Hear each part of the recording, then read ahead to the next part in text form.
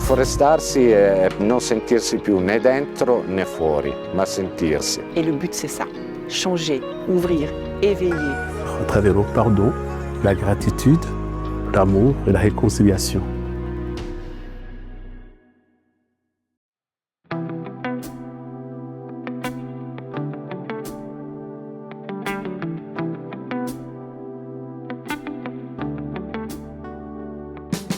Là, on se trouve à 5 minutes de mon chalet, au Mayen-Bruseron.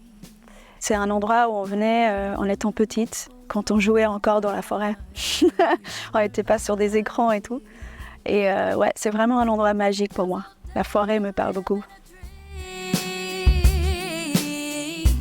De base, je suis née au Canada, sur l'île du Prince-Édouard.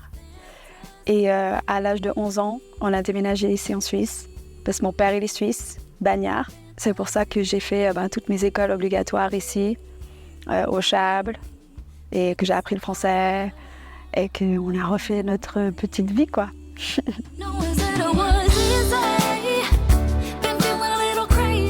Quand on est venu en Suisse, on croyait qu'on parlait français, mais on comprenait rien du tout. Donc oui, en étant très jeune, c'était un peu comme un traumatisme, de déménager d'un pays à un autre, de changer de langue complètement, de changer d'amis, d'entourage. Enfin, c'était quand même un gros choc.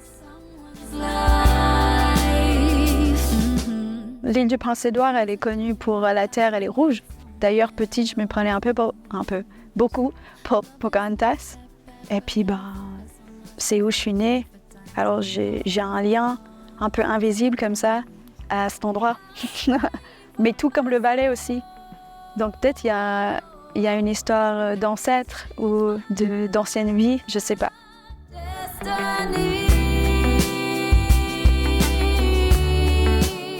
Et d'ailleurs, on s'est bien intégré ici en Suisse et en Valais, mais j'ai toujours senti, et je pense que les autres aussi ont senti qu'on venait d'ailleurs, qu'on était différents dans le caractère, dans la personnalité. Bon, tout le monde est différent dans les personnalités, etc. Mais il y avait un autre feeling et lien avec la terre, je trouvais. En tout cas, personnellement. Je ne peux pas parler pour les autres, mais en tout cas, je me sentais très souvent un peu, pas d'ici, mais en même temps d'ici.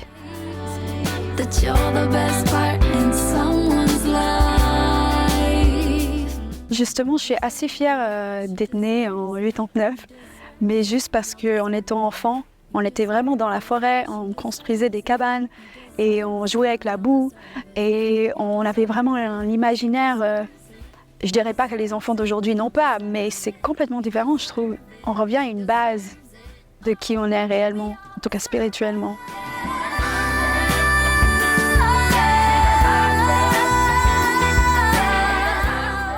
Ma mère, elle était canadienne et elle était saisonnière à Verbier. Et mon père, il était chef de cuisine dans un restaurant. Puis je pense qu'à une pause, ils se sont rencontrés, tombés amoureux. Plusieurs mois après, ils se sont mariés à l'église du Chable, donc aussi à Bagne. Puis ensuite, après ça, peu de temps après, ils ont emménagé au Canada. Et c'est là où mes sœurs et moi, on est nés. Donc oui, on est nés là-bas. Et puis moi, j'ai vécu mes 11 premières années là-bas, au Canada. Donc oui, j'ai un vrai lien de là-bas. Justement, ce côté du New Brunswick, le côté amérindien, de l'Acadie, les légendes, la terre, etc. Enfin, je sens réellement que j'ai ça en moi.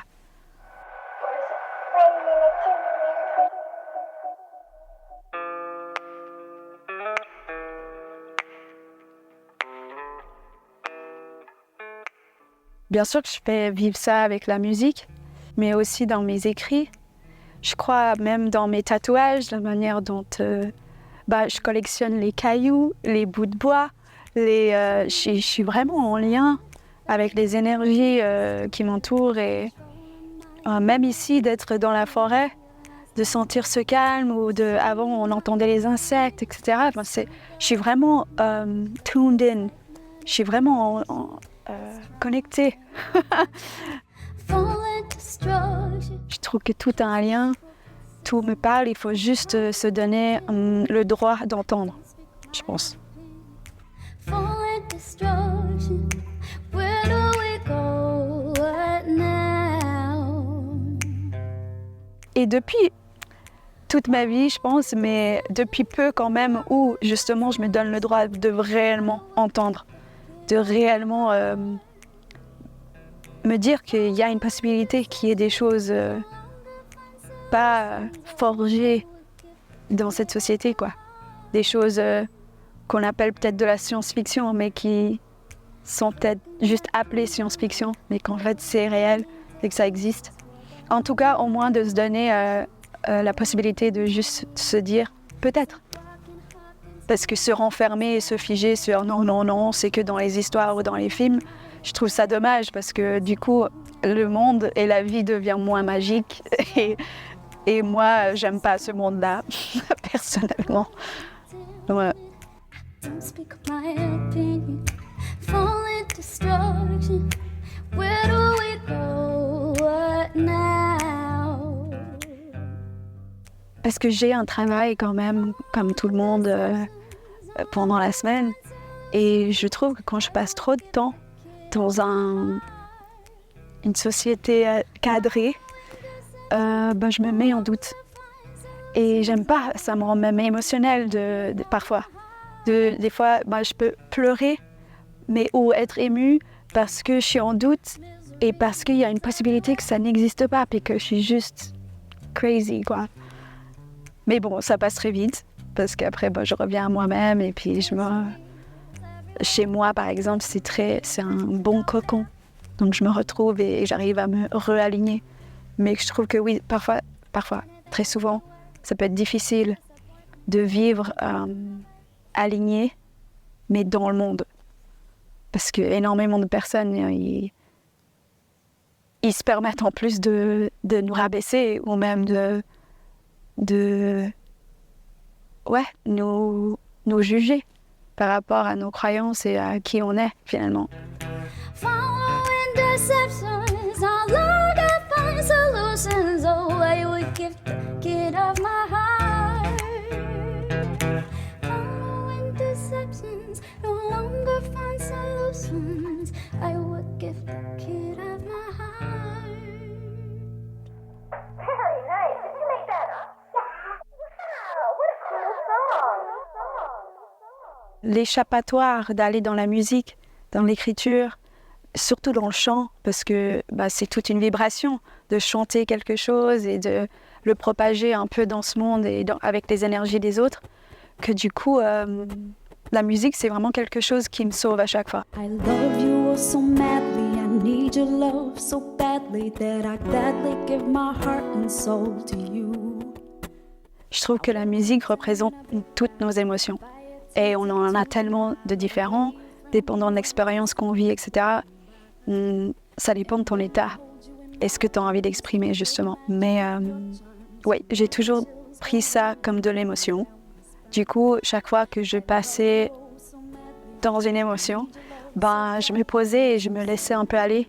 Et c'est drôle parce qu'à la fin, quand j'ai la maquette ou quand j'ai fini une chanson, c'est comme si j'étais un peu comme en transe.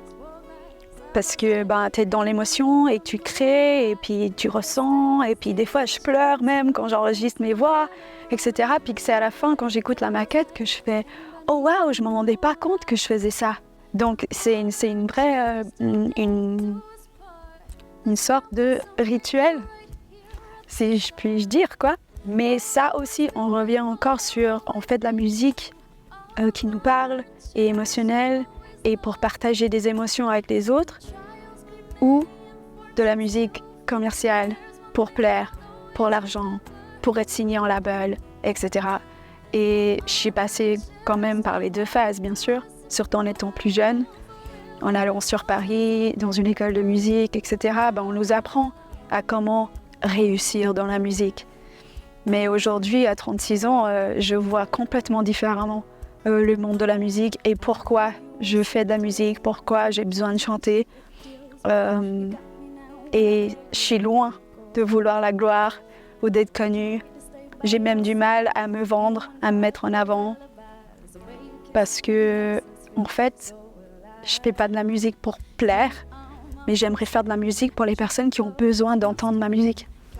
J'ai des playlists qui sont en lien vraiment émotionnellement à un certain moment dans ma vie, que du coup, parfois je peux revenir sur où je mets ma playlist en aléatoire et que je tombe sur une chanson et je reviens un peu dans cet état et je vois, je sais pas, peut-être le chemin que j'ai fait depuis ce moment-là, que j'étais hyper triste, etc. Puis du coup, il y a une fierté qui s'en sort. Enfin, voilà, c'est hyper profond, la musique pour moi. And beneath the moonlight, I'll honor and cherish till death do us part. This promise I'll make you right here at the start. I'll always be faithful and I'll always be true. I'll honor and cherish and always love you. Though trials be many. Mais aujourd'hui, j'ai quand même en remise en question de savoir pourquoi je fais de la musique, dans quel but, dans quelle intention. Et aussi, de ne pas être figé dans... Tu as commencé ta vie en étant chanteuse et surtout dans la famille, tu es l'artiste. Donc, il y a un peu comme cette étiquette qu'on t'a mis inconsciemment. Que du coup, je me suis vue, avant mon vernissage de l'album en mai dernier, là, je me suis vue figée dans le... Moi, je suis ça. Je suis la chanteuse, je sors mes albums et je fais de la musique et je ne m'arrêterai jamais. Mais après le vernissage, je me suis rendu compte que j'aime tellement autre chose aussi. Puis il y a tellement d'autres choses que j'ai envie de faire. Par exemple, je vais avoir un petit chien en septembre, mais ça, c'est plein de choses que je mettais de côté. Parce qu'il fallait finir l'album, puis il fallait sortir l'album, puis après, il faut faire la tournée de l'album. Puis après... Et je me suis rendu compte que je perdais un peu mon chemin. Et du coup, je me suis arrêtée et je me suis dit, what do you want? Qu'est-ce que tu veux réellement? Parce que la vie, elle est large. C'est pas parce que tu es allé dans la musique ou que tu as un certain talent dans la musique que tu dois faire que ça. Ou, que tu dois faire que ça. Mais aussi, encore une fois, dans la société, de choisir un métier très rapidement. Puis après, t'es comptable. Et si tu fais plus comptable, oui, mais alors tu fais quoi?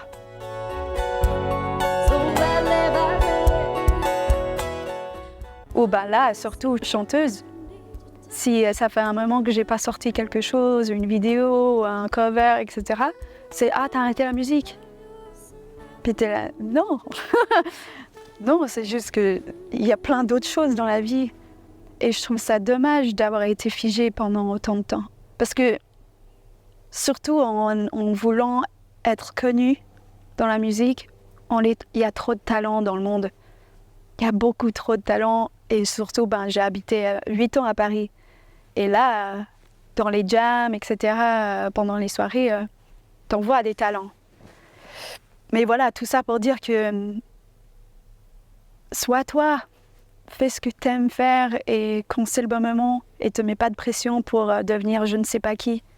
Et on dirait qu'on court après quelque chose d'impossible, en fait. Puis du coup, on se fatigue, puis on arrive à la fin de nos vies, puis on est déçus.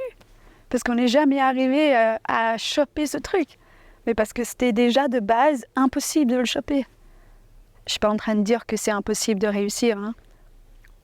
Et après, ça dépend ce que c'est la réussite. Parce que moi, sortir mon album, j'ai pris 20 ans pour composer cet album et tout. C'est une réussite pour moi. D'ailleurs, après le vernissage, j'ai eu un moment de remise en question, de vouloir faire autre chose que j'aime bien dans la vie aussi. Et je regrette rien du tout. Mais ça fait pas de moi, et j'essaie de me le répéter à moi-même, ça fait pas de moi un échec parce que j'ai pas sorti un deuxième album ou que j'ai pas fait une tournée avec l'album ou autre. J'essaie de vraiment pas me mettre une pression là-dessus. Même si je vais quand même démarcher avec mon album, parce que ça a quand même pris 20 ans, mais j'ai quand même envie de faire de la scène. Mais voilà, mon esprit il est plus large que d'être figé sur un but.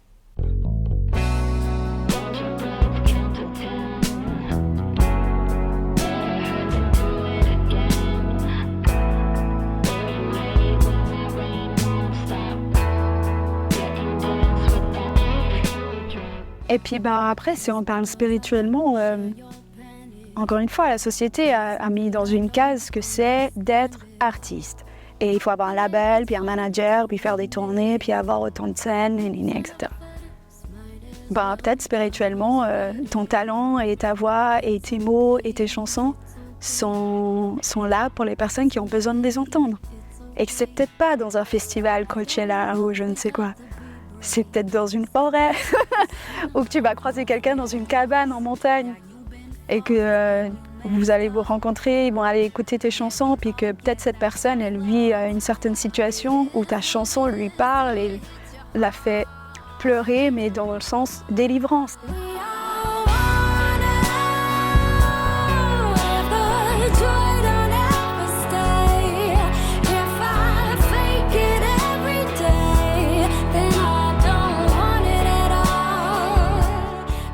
Parce que pour moi, quand on est émotionnel par rapport à quelque chose ou quelqu'un ou une situation, c'est vraiment c'est positif de pleurer, de délivrer un peu ses émotions, de les lâcher, de les vivre, de les ressentir. De base, j'ai fait ça par thérapie. Parce que mon enfance n'a pas été facile, mais comme pour beaucoup de gens, tout le monde presque. Mais du coup, c'est vraiment quelque chose qui m'a sauvée. Un truc qui m'a entertain pendant une période où peut-être je devais juste m'éclipser ou quoi.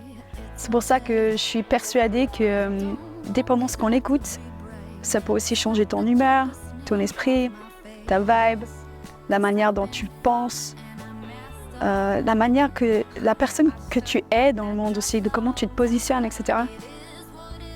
Donc, ouais, c'est important la musique.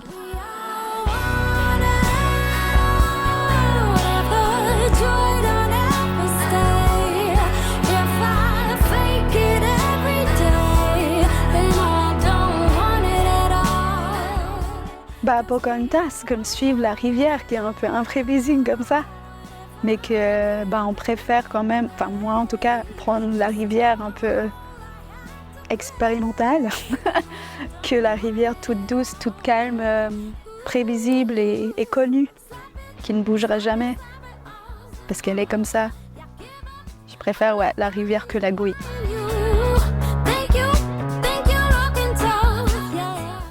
Tout a un lien, donc vaut mieux prendre soin et quand même être ouverte et curieuse de recevoir les informations. Je sais que souvent, des fois, les informations ne sont pas agréables à recevoir et je sais pas, quand on se découvre un peu dans notre côté sombre, c'est pas joli à voir et puis on veut l'éviter. Mais le truc, c'est que ça fait partie de nous aussi. Et d'où la musique m'a beaucoup aidée pour ça. Des fois, j'ai des chansons hyper tristes et il y a des personnes qui pouvaient me dire « Mais tu fais souvent des chansons tristes. » Finalement, c'est peut-être des délivrances. Et que c'était ma thérapie. Il fallait que je sorte cette tristesse. Et d'ailleurs, ça va parler à quelqu'un d'autre qui vit la même chose et ainsi de suite. Ça se propage et en anglais, on dit « pay it forward ». Et ça se propage en personne et ça peut que être positif.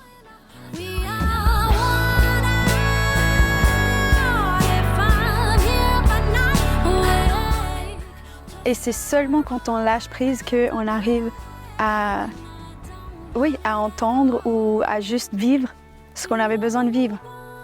C'est impossible d'être formaté et de suivre à la lettre quelque chose et puis c'est impossible d'être figé tout en étant en lâcher prise. C'est pas cohérent pour moi.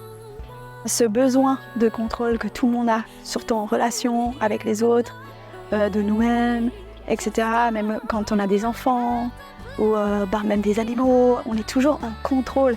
Et je trouve que c'est pas une émotion, mais c'est dangereux comme emprise qu'on veut avoir sur les autres. Et du coup, oui, je pense hyper important de lâcher, de savoir lâcher en tout cas, parce que bien sûr, il y a des moments où il faut être structuré, normal. Mais toujours être en contrôle, je pense que ça gâche nous, les autres, les liens avec les autres. Là aussi, dans la composition, dans la musique.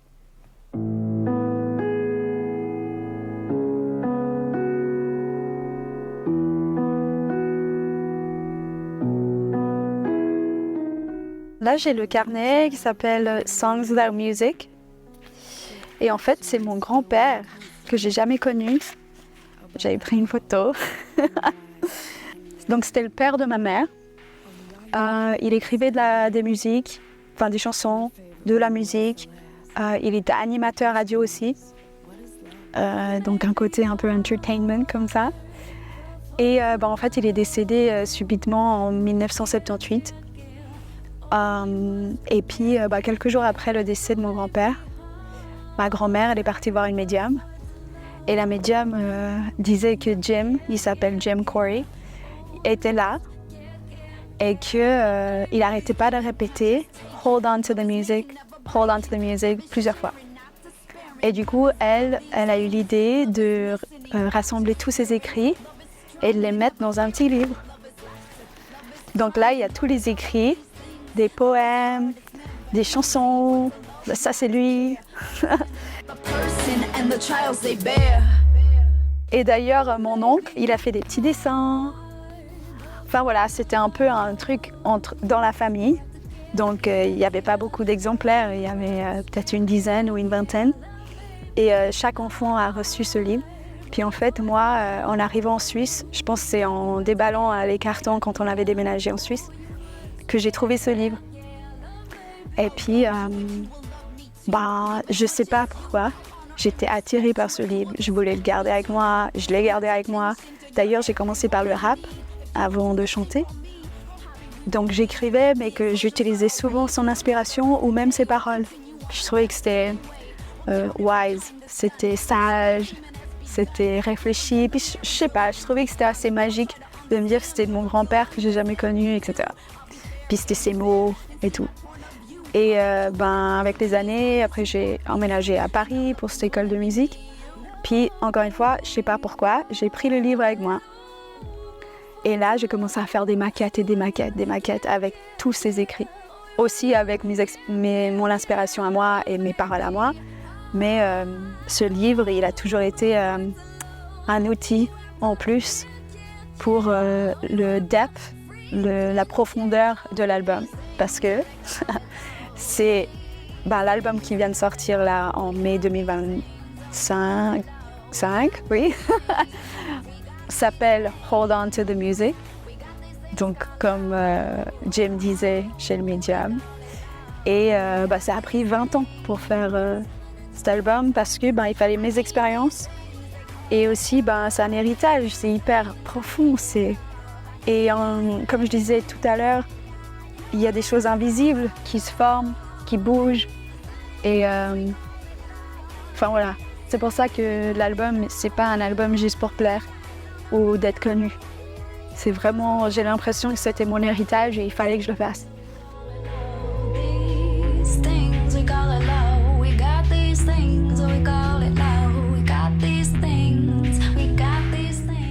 Et puis, ça m'a aussi permis, moi, d'aller à des endroits que je ne connaissais pas. Donc, c'est comme si je dis que je ne l'ai pas connu. Mais finalement, si, là-dedans, il y avait tout, pas tout, mais il y avait beaucoup de lui, quoi. Parce que finalement aussi, on se permet dans l'écriture ou dans la musique ou dans l'art en général, on se permet d'être qui on est réellement. Plus en tout cas que dans cette société ou dans la manière dont on s'habille ou qu'on se maquille ou qu'on se présente devant le monde. C'est vraiment dans l'art, je trouve qu'on peut vraiment se permettre d'être qui on a envie, qui on est. Il faut se trouver une mini-protection, je pense, de faire son art, d'être aligné et d'être soi au quotidien, quoi.